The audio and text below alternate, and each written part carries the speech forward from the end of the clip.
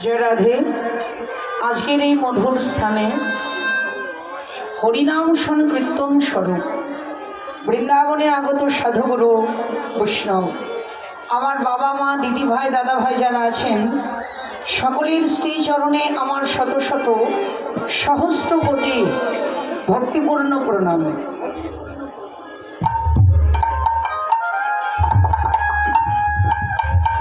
জয় রাধে। হরি বল। এখন যে লীলা আমরা স্মরণ করব,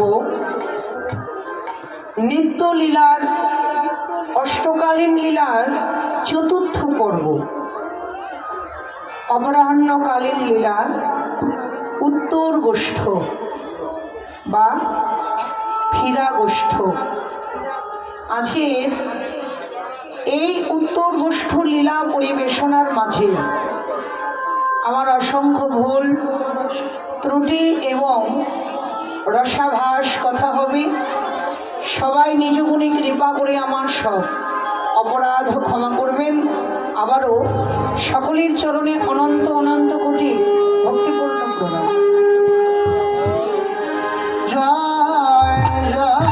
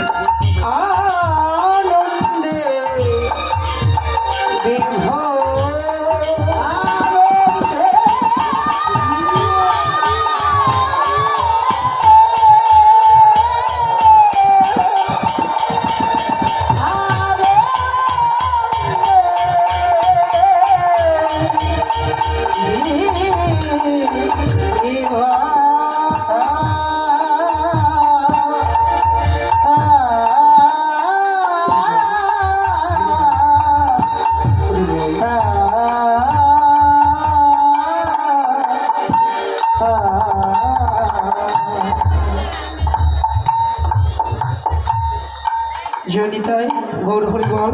হরে কৃষ্ণ। হ্যালো, হরি বল।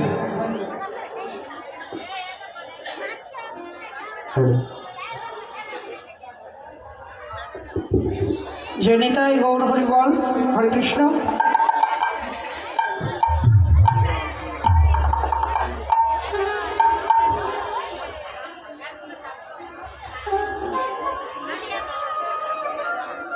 হরি বল। আজকের দিবা অপরাহ্নকালে বেলি অবসানকালে শচীনন্দন গৌর হরি সুরধ্বনি গঙ্গা তীরে বিহার করছেন। ভজন দ্রষ্টা বৈষ্ণব গীতকর্তা আজকের গৌর লীলার এক প্রান্তে দাঁড়িয়ে গৌর হরির সেই মাধুর্যমণ্ডিত লীলাটা দর্শন করে বললেন, সুরধ্বনির তীরে আজ গৌর কিশোর সহচর গণ মেলিয়ে আনন্দে বিভোর। সুরধ্বনির তীরে আজকে মহাপ্রভু ব্রজের ভাবে বিভোর হলেন। ব্রজের কার ভাবে বিভাবিত হলেন? তিনি বললেন, গৌর আমার বিভাবিত হয়েছেন বৃন্দাবনের রসরাজ শ্রী গোবিন্দের ভাবে। এখন অন্তরে প্রশ্ন জাগবে, প্রভু নদিয়ায়, নদিয়া থেকে তিনি সেই ব্রজের ভাবে বিভোর হলেন কি করে? আমাদের প্রেম ভক্তির মহাজন শ্রী শ্রী ঠাকুর নরোত্তম মহাশয় বললেন, নন্দের নন্দন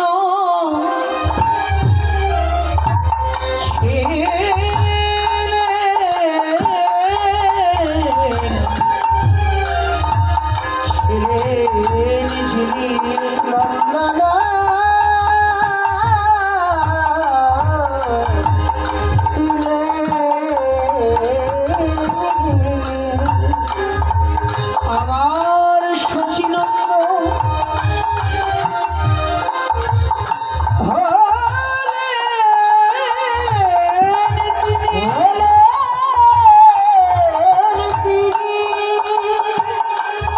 দাদা বলরা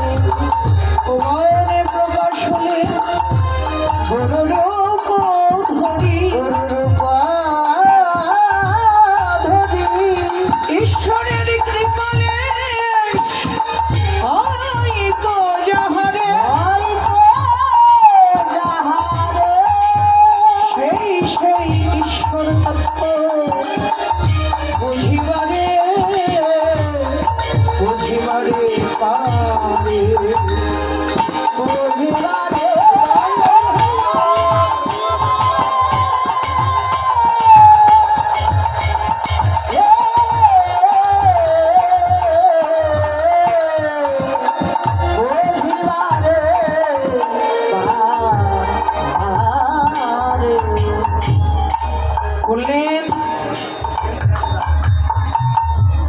নন্দের নন্দন ছিলেন যিনি, শচীর নন্দন হলেন তিনি। যিনি নন্দ সুত ছিলেন তিনি তো শচীর সুত হইলেন। দাদা বলরাম আপনি নেতায় বৃন্দাবনে যিনি দাদা বলরাম ছিলেন নদিয়া নবদ্বীপে, তিনি তো আমার নিত্যানন্দ প্রভু হলেন। দিনহীন যত ছিল হরিনামে উদ্ধারিল, তার সাক্ষী জগায় আর মাথায়।